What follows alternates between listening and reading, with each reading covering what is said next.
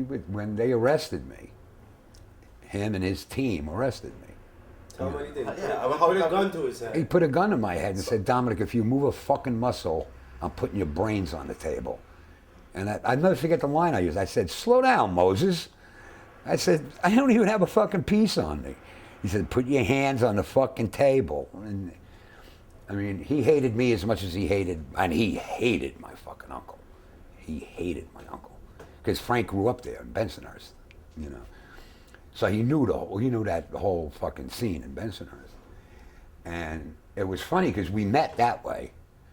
And now I've slept at his house. I know his grandchildren. I know his daughters. Both his daughters are cops. One in Chicago, one here in the city. You know, I mean, I'm like family now. I know his wife, and, you know. And that whole metamorphosis that happened between us, you know, was... How did that happen? Well, you know, I mean, I knew it was happening, but when they started to, like, interview me and shit, they sent Frank in, basically, because he came from the neighborhood. He knew the same people I knew. You know, they do that, cops. You know, they want that common thread for one of them to be able to, like, relate to you. And it just started that way. You know, and then after the whole episode at MCC happened and I turned, you know, they took the family. They were responsible for us, the Organized Crime Task Force. So they took us up to Lake George in these... it was winter, it was February, into these trailers. And I mean, they had machine guns, they had shotguns, I mean, you know.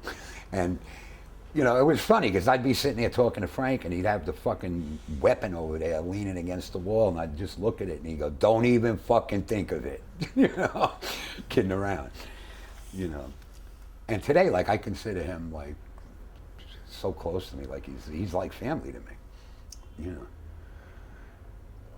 And he's a pisser. I mean, he's talked to him on the phone. He sounds more like a wise guy than a wise guy, you know. One thing I've never known is how you got busted at all. How did Frank get you? Well, I mean, it was the whole task force was there. Well, it's a pretty long story. Okay. Well, I can shorten you it. can sum it up. It's, I loaned money to a guy, right?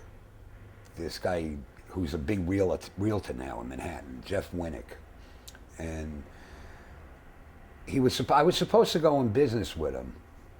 I used to hang at Studio 54 all the time. So we were going into this plastic... He used to sell quaaludes at Studio. Yeah, but this wasn't about... He never sold quaaludes. No, I'm just saying, so for Billy's info, you used to be the... Like, yeah, you couldn't sell a quaalude in Studio 54 unless it was one of mine, period. So, you know, I knew everybody in Studio 54, and I got to know this Winnick guy, and he borrowed money from me, you know. Eventually, he had this idea. He had a place down in the Garment Center. He was into that, you know, the Weiss kind of mentality. And his thing was he wanted to make these clear military belt buckles, you know, because he felt they would be in vogue and, you know, we could start the business at studio, selling them, you know, getting people at Studio 54 to buy them and blah, blah, blah. So I loaned him $20,000 to be a partner with him. And he goes and he buys, like, I forgot how many jars of quaaludes off the DEA. So he goes away for 5 years, all right?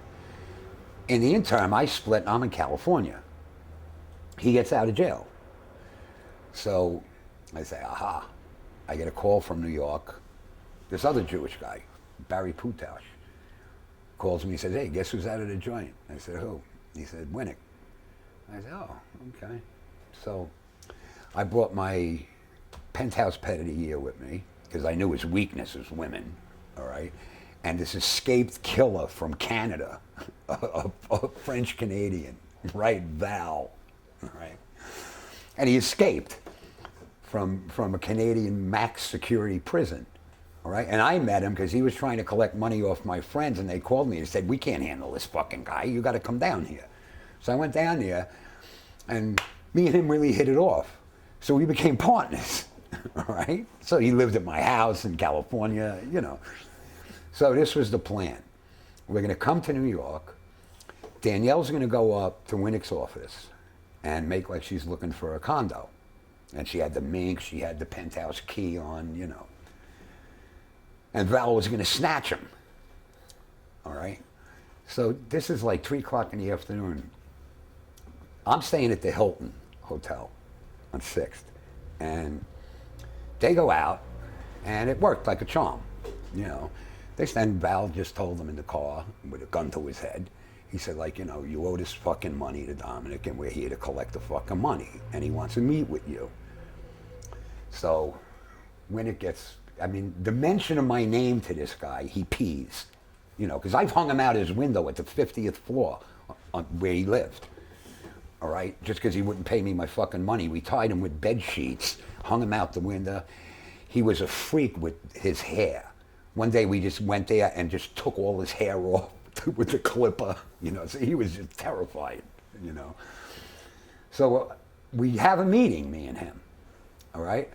We have a meeting at the Hilton, and he says, all right, look, I can't give you the whole 20. He says, but I can give you installments of 5. So I said, okay. So the next day I'm having lunch at PJ Clark's with Jake LaMotta and Rocky Graziano, all right, and the Penthouse Pet. Val's playing security, trailing Winnick everywhere Winnick goes. All right. Evidently, Winnick made a phone call to the task force. And the task force thought the Mayo crew whacked me. They didn't know I was still alive. They thought he was dead. Because I just vanished off the fucking face in New York City, went to California, had a whole nother identity, you know. So they didn't know. They thought I was dead. And so when they called, Frank said, you should have seen us, where we just went, guess who's in town? You know? So, well, I meet Winnick at the Hickory Pit on Madison Avenue on like 56th, 59th Street. And we're in there, and I'm talking to him and stuff like that, and he takes out this envelope, and he hands me the envelope with the $5,000, and I open it, count the $5,000. As soon as I put it in my jacket pocket, I mean, the restaurant was all feds. The fucking waitresses, the waiters, the customers, they were just guns, you know? How many guns? Oh, everybody had a gun. They were all feds. And, you know, I had a reputation like as a shooter. So they wanted to have, you know, top line security. They had a wire on Winnick and a cab outside that was recording it. But I find out later from Frank, said the fucking tape didn't work. So they had nothing I said on tape. All right? And that's how I got there.